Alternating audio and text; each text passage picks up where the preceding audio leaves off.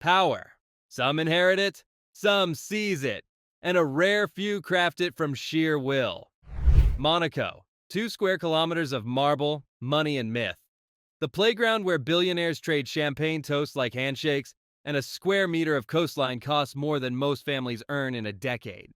Yet in this citadel of privilege, one figure has risen above the oligarchs, royals, and tech titans. An enigma in tailored silk, a real-life Zeus who bends thunder into horsepower and sculpts lightning into gold leaf. His passport says Ilan Tobianah. Instagram calls him Zeus of Monaco. Wealth trackers estimate 50 million in liquid assets. His fans swear it's far more, but numbers alone can't explain influence, nor the way his name echoes through super yacht decks, fashion houses, and private art auctions like a distant storm. Tonight we tear back the velvet curtain and ask a single question. How did one Parisian lawyer turn the world's richest microstate into his personal Olympus? And why can no one topple him from the throne? Cue the thunder, roll the cameras. This is Apex Luxury, and you're watching Ilan Tobianah, How Zeus Turned Monaco into His Kingdom. Paris, mid-1990s. Dot-com fever is still a rumor on American talk shows, and France is obsessed with football, not fortunes. In a rented 6th-floor walk-up lives Ilan Tobianah, the eldest son of a schoolteacher and a municipal clerk. Money is tight, ambition is not. He studies real estate law by day, pulls double shifts in cafes by night, and on Sundays haunts open houses just to breathe the scent of polished oak and newly poured concrete. He isn't looking to decorate. He's mapping floor plans in his head, calculating square meter yields, teaching himself leverage long before the word goes mainstream on Wall Street. By age 20, he has saved enough to buy one studio apartment in the 11th arrondissement. He rents it, refinances it, buys another. He lugs court briefs through the metro while listening to Tony Robbins bootlegs on a battered Walkman. Then lightning strikes. A friend introduces him to a fledgling Parisian fintech startup seeking legal counsel and seed capital. Ilan pours in every cent that isn't feeding his siblings. The company launches an online escrow service for European property deals. The right tool at the right millisecond. Within 3 years, his shares are worth 7 figures. But cash is only step one. Ilan reinvests. Technology, luxury goods, waterfront lots on the Côte d'Azur long before the term digital nomad hits the dictionary. He is 32 when he crosses 8 digits, 34 when he buys a second passport, 36 when he boards a helicopter bound for Monaco, and decides never to leave. Monaco is not France. It is a finance engine masquerading as a country. Zero income tax, confidential banking, a district where speed limits are optional if your plates sparkle enough. When Ilan arrives, he leverages every advantage his legal mind can find. He restructures his holdings under Monegasque corporate shells, reinvests dividends into AAA real estate bonds, and starts a boutique model management agency to blend passion with profit. Why a modeling agency? Access. Models orbit luxury events magnetize investors, and investors feed deals. It's networking disguised as glamour. Within 18 months, whispers begin. Who is the lawyer buying penthouses floor by floor? Who keeps winning seaside bids before anyone knows the land is for sale? Soon the tabloids find a moniker, Zeus, and half joke, half prophecy, courtesy of a photograph capturing Ilan stepping from a black Lamborghini Aventador beneath a thunder-cracked sky. The nickname sticks. Ilan leans in. He swaps charcoal suits for cobalt ones, orders custom cufflinks shaped like lightning bolts, trademarking an icon the algorithm can't resist sharing. Perched on Le Rocher, Monaco's ancient cliff, stands a $150 million mansion the locals nickname La Foudre, the Lightning. 31 rooms, 4 kitchens, 2 cinemas, and a rooftop swimming pool whose floor can raise or lower at the touch of a tablet. Cocktail lounge at dusk, Olympic Lane by dawn. The furniture? Baroque originals, each gilded, reupholstered, and microchipped for provenance. Hallways are lined with Picassos, Basquiats, and a controversial Banksy piece rumored to have cost $8 million at a clandestine Dubai auction. But collectors know the real treasure hides 3 floors down, a climate-controlled automotive vault. Neon lights blink on, revealing rows of machinery. Black Lamborghini Aventador SVJ, chassis tuned for Monaco's hairpin turns. Orange Aventador Roadster, the Sun Chariot, reserved for Riviera sunsets. Lamborghini Urus with bullet-resistant glass, daily driver. Ferrari LaFerrari Aperta, hybrid Fury encased in Rosso Corsa. Delage D12, a 1.3 million euro hypercar so rare even YouTube reviewers haven't touched it. Ducati Superleggera Vi 4, 234 horsepower of Italian thunder, strapped to carbon fiber. Each engine is started weekly by white-gloved attendants because steel should never sleep. Zeus's terrestrial kingdom is impressive. His naval empire is jaw-dropping. He commands 3 super yachts, Thunder, Aegis, and the crown jewel, Olympia. Olympia measures 130 meters bow to stern, longer than a Premier League pitch. On board, a 2-level spa with Himalayan salt walls, a glass-bottom pool suspended over the ocean, a piano lounge where Lang Lang once performed for 14 guests, a helipad that converts to a nightclub floor complete with retractable DJ booth. Zeus uses Olympia like a diplomatic embassy. During Cannes Film Festival, he hosts film financing lunches on the aft deck. At Art Basel, he ferries dealers between Miami Beach and a floating preview room lined with unframed canvases still smelling of linseed oil. One evening each June, timed to the Monaco Grand Prix, he stages the Midnight Masquerade.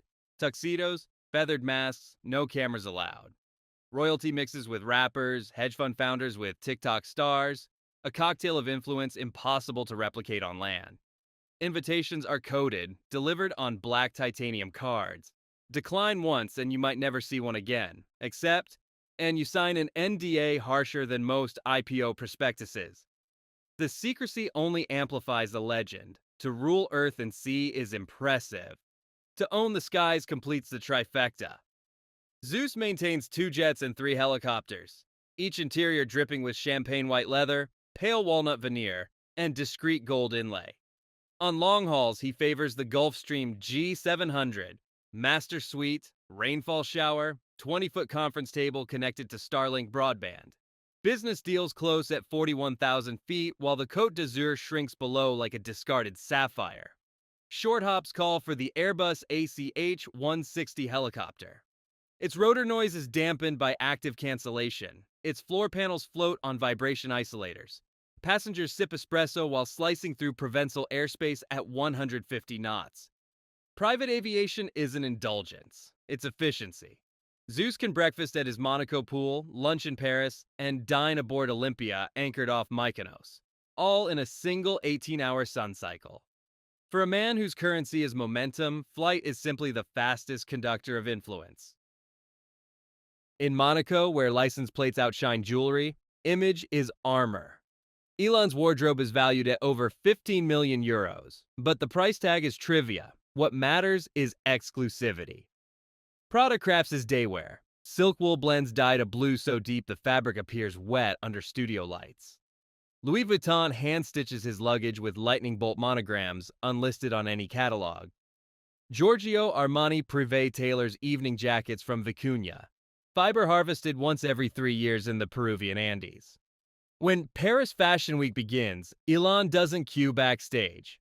Designers pack garment bags, charter helicopters, and present pieces in his Monaco penthouse.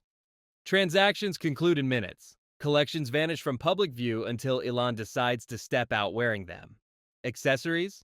Limited edition Audemars Piguet concept on the wrist, a discreet Patek Philippe world time for boardrooms, and a rotation of Jacob & Company Astronomia tourbillons for yacht soirees. Each watch is more mechanical sculpture than timekeeper, constant reminders that, for Zeus, time itself is a luxury under command. If money buys toys, charisma curates moments. Zeus's parties are not just celebrations. They are rituals binding Monaco's elite to his mythos. Masked midnight ball. Guests enter through mirrored corridors while violinists play rearranged Daft Punk. At midnight, masks drop and a secret headline act, last year, The Weeknd, erupts on a stage that rises from beneath the dance floor. White Sands Yacht Festival, 3 days, 5 vessels, an artificial beach poured onto the helipad, headlined by Michelin-starred chefs plating ceviche under UV lanterns. Crypto Conclave, invitation-only summit where blockchain founders pitch tokenized real estate ideas over 1996 Cristal. Deals inked on the spot, NDAS scanned by onboard notaries. Local authorities turn a blind eye. The principality's economy runs on high-net-worth gravity wells like these. And every flashbulb of social media only widens Zeus's aura. Free marketing paid for by the mesmerized public. Beyond spectacle lies obsession. Zeus is a collector, driven not by display but by narrative. Art, a Picasso Blue Period portrait purchased for 28 million euros, a Basquiat skull sketch, and a stolen then recovered Roman bronze weighing 400 kilos. Each piece audited by Swiss insurers, guarded by motion-sensing cases, yet still rotated for dinner guests because art must breathe or it dies.